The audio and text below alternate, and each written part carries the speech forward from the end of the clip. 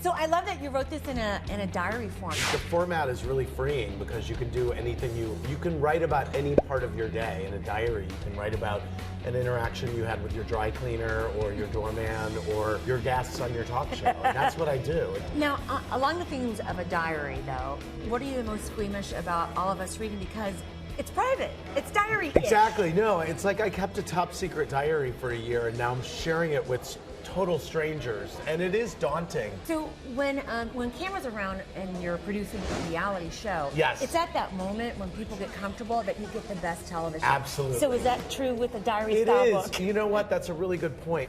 I really got into a groove of writing this book, and I was like, oh, this is fun, and I'm really feeling open and free. And then, by the way, I went back to earlier entries and just kind of opened up and shared more and more. Who's going to be the most upset at what you wrote about them? You know, if I mention it on HLN, they're going to call me. I'm hoping that this goes under their radar. Britney you know, Spears?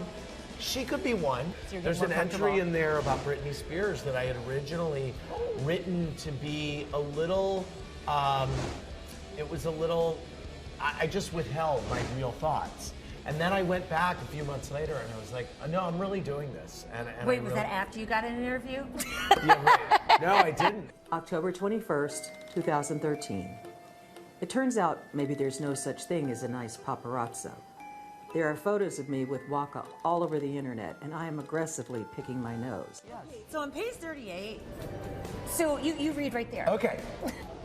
I'm at an airport, my plane is delayed, and there's a guy on my flight who I'm kind of checking out. I was switching between watching him and headline news, where the lady anchor had this big chunky side braid.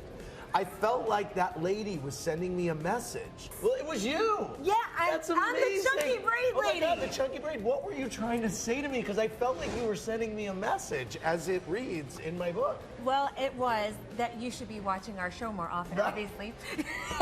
That's amazing. The headline on Perez Hilton was, Andy Cohen embarrasses his dog as he digs for gold on the streets of New York. In the book, there are a lot of, how can I say, you have a lot of interaction with the housewives. Yes. When you don't really want to. There's a Well, lot of texting. Does that happen There's all a lot the of time? texting.